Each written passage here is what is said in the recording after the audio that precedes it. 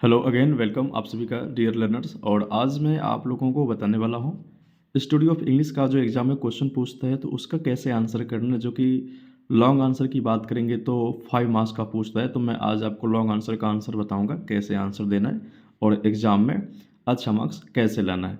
Right, तो यहाँ पे आप देखेंगे, ध्यान से देखेंगे, मैं यहाँ पे लिखा हूँ, देखिए यहाँ पे लिखा है स्टोरी ऑफ इंग्लिश। क्या लिखा है? स्टोरी ऑफ इंग्लिश, जो कि बहुत ही अच्छा टॉपिक है और बहुत ही अच्छा अच्छा क्वेश्चन आता है जो कि आपको ऐसे ही यूं याद हो जाएगा। राइट, यहाँ पर देखिएगा, मैंने पहला क्वेश्चन लिया है वो जो कि इम्पोर्टेंट है ना। ये बता दूँ तो ये VVI क्वेश्चन सब है आपके एग्ज़ाम के लिए।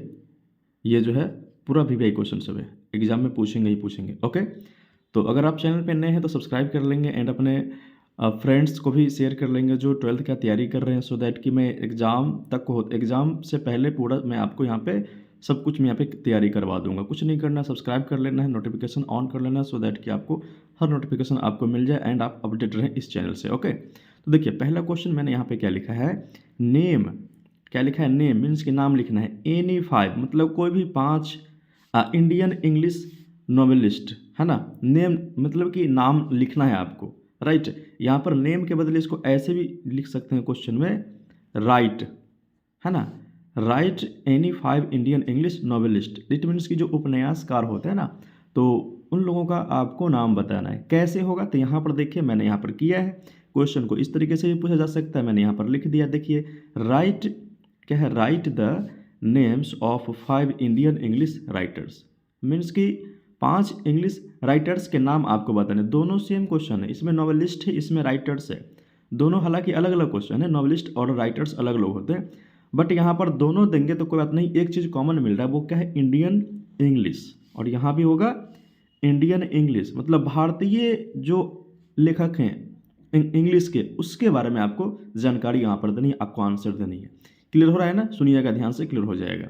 अब यहाँ पे क्या करना है, जैसे देखिए लिखा मैंने, क्या आंसर देने का तरीका देखिए, हल्का छूटा हुआ था फिर भी मैंने थोड़ा छोड़ के लिखा, जो कि तरीका सही होता है। यहाँ पे करना क्या है, यहाँ पे देखिए 5 मेजर इंडियन इंग्लिश नॉवेलिस्ट, है ना, या राइटर्स, दोनों हो सकता है। जो पूछेगा दो अलग अलग क्वेश्चन है, बट एक चीज़ कॉमन है, वो दोनों है क्या?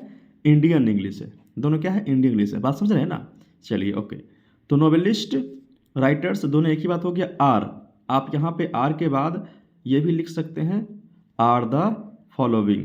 क्या लिखेंगे? आर द फॉलोइंग, नहीं तो ऐसे भी ठीक है, कोई दिक्कत नहीं। ओके, अब देखिए पहला क्या है? आर के नारायण। क्या बोलेंगे इसको? आर के नारायण। दूसरा हमारा क्या है? मुल्क राज आनंद। ये सब क्या? इंडिया से बिलोंग करते हैं। ओके, तीसरा हमारा क्या है? खुशवंत सिंह। क्या है ये? खुशवंत सिंह। चौथा हमारा क्या हो जाएगा? मनोहर मालगांवकर, जो कि ये जो है आप पढ़े भी हैं प्रो सेक्शन में, ए पिंच ऑफ असनाफ का जो है ना, यहाँ पर पढ़े, हाँ मैं पढ़ाया था यहाँ पे ए पिंच ऑफ असनफ का जो लेसन है, ठीक है ना, तो उन्होंने ये लिखा था यहाँ पे, बहुत ही अच्छा स्टोरी था। अगला क्या है? चेतन भगत। तो इस तरीके से क्या है कि आपको ध्यान रख लेना, करना कुछ नहीं है। आर के नारायण, मुल्क राज आनंद, खुशवंत सिंह, मनोहर मालगांवकर, चेतन भगत। फिर से पढ़ता हूँ, आर के नारायण, मुल्क राज आनंद, खुशवंत सिंह, मनोहर मालगांवकर, चेतन भगत। ये हो गया सब इंडियन हो गए। ये सब कौन हो गया? ये सब हो गया आपका इंडियन हो गया। इसको ध्यान रखेंगे, ठीक है। चलिए अगला क्वेश्चन पे आते हैं। देखिए अगला भी क्वेश्चन है, ये सब मैं आप लोगों के लिए तैयारी कर रहा हूँ, और सुबह 4 बजे उठ करके आप लोग तैयारी करिए, फिर देखिए कि कितना अच्छा मार्क्स आता है आपको। बाकी कोई डाउट होगा आप कमेंट बॉक्स में बता सकते हैं, मैं प्रयास करूंगा उसको क्लियर करने का। ओके, अगला क्वेश्चन आपके यहाँ पर देखिए क्या लिखा हुआ है, right a brief note. Brief समझते हैं क्या होता है? ब्रीफ मतलब होता है संक्षेप। क्या होता है? संक्षेप। संक्षेप का मतलब क्या होता है? शॉर्ट में बताना है, शॉर्टकट जिसको आप बोलते हैं नहीं, शॉर्टकट ऐसे बताना है। Note on global English. Global English को आप इंटरनेशनल इंग्लिश ही बोल सकते हैं, एग्जाम में ये ऐसे ही पूछ सकता है, international language. Okay, international language, तो कोई दिक्कत नहीं है, आप समझ लीजिए। ग्लोबल होगा, इंटरनेशनल होगा, एक ही बात हुआ, आपको समझना है। यहाँ पर मैंने क्या लिखा देखिए, फिर से पढ़ लीजिए question, right a brief note on global English. इसका आंसर क्या होगा? मतलब ग्लोबल इंग्लिश पे आपको ब्रीफ नोट लिखना है, मीन्स कि अब थोड़ा सा संक्षेप में एक बात लिखना है, क्या उसका रीजन है, क्या वजह है ना। चलिए यहाँ पर देखिए क्या लिखा है, आंसर मैंने क्या यहाँ तैयार किया है, तो ड्यूरिंग 18th सेंचुरी, इसको पढ़ेंगे 18th। Okay, during 18th century a British empire became very powerful, यहाँ पर हो जाएगा, है ना, पावरफुल हो जाएगा, पावरफुल लगा दीजिएगा। कभी कभी हो जाता है, आंसर तैयार करते हैं ना तो खुद से करते हैं, तो ऐसा तो कोई तैयारी करके आते नहीं है। तो यहाँ पे क्या हो जाएगा? एम्पायर बिकेम वेरी पावरफुल, यहाँ पर पावर लिखा है और फुल यहाँ पर आप ऐड कर दीजिएगा। ओके, अच्छा रहेगा। तो पावरफुल। आगे मैंने क्या लिखा था, इंग्लिश लैंग्वेज, देखिए इंग्लिश लैंग्वेज एब्जॉर्ब्ड, एब्जॉर्ब मतलब सोखना, सोखना ऐसे कि साइंस में आप लोग पढ़ते हैं ना, सोखना, किसी को सोख लेता है। तो ये यहाँ पे एब्जॉर्ब का मतलब हर लोगों ने यहाँ पे उन लोगों को समझा, सीखा और उसके जुबान पे आ गया, है ना।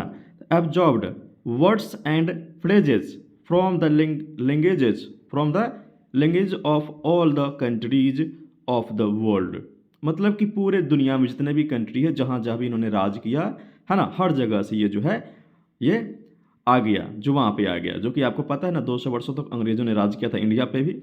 तो इस तरीके से जहाँ जहाँ से आया, languages of all the countries of the world, है ना, पूरे दुनिया से ये जो है जहाँ जहाँ से आया था ये पूरा राज करने लग गया। वहाँ वहाँ से वर्ड सब आया, है ना। कुछ एग्जाम्पल जैसे देख लीजिए, देखिए यहाँ क्या लिखा है, सम वर्ड्स लाइक, है ना, सम वर्ड्स लाइक बाजार। बाजार कहाँ से है पता है आपको, ये कहाँ का, पर्सियन का है। बाजार जो वर्ड से कहाँ का, ये पर्सियन है। ये कॉफ़ी वर्ड, ये कॉफ़ी सुनते हैं ना, कॉफ़ी टी इस तरह से, तो कॉफ़ी कहाँ का है, फ्रॉम तुर्किश, है ना। इसको टर्किश पढ़ते हैं इंग्लिश में, हिंदी में तुर्किश पढ़ते हैं। तो टर्किश, ये के लिखा है, ये जो है ना के लिखा है, ठीक है, टर्किश। ये जो गुरु है ये कहाँ से है मालूम है आपको, ये गुरु जो है ये आया है फ्रॉम हिंदी, ये हिंदी से आया है गुरु। ये सब क्या है, ग्लोबल लैंग्वेज में सब शामिल हो चुका है। एंड क्या, एंड सुल्तान, ये सुल्तान कहाँ का है, फ्रॉम अरेबिक वर्ड है ना, फ्रॉम अरेबिक, एटीसी एटसेट्रा होता है इसका मतलब, एटीसी एटसेट्रा। ओके, तो आई होप आपको समझ में आ रहा होगा, लास्ट तक बने रहेंगे, आई होप पूरा समझ में आ जाएगा। बाकी कोई डाउट होगा मुझे आप कमेंट बॉक्स में बताएंगे। आगे देखिए, सो इन दिस वे मतलब कि अतः इस तरीके से, इसलिए इस तरीके से क्या है, the words from all directions, मतलब कि जितने भी डायरेक्शन से वर्ड सब आया, एंटर्ड प्रवेश किया, है ना, एंट्री लिया, एंड इंग्लिश बिकेम, और इंग्लिश क्या हो गया, बिकेम अ ग्लोबल लैंग्वेज, इसलिए इंग्लिश क्या हो गया, ग्लोबल लैंग्वेज हो गया। तो क्लियर हो गया आप लोगों को, क्या करना है, लास्ट तक आप बने हुए, थैंक यू इसके लिए।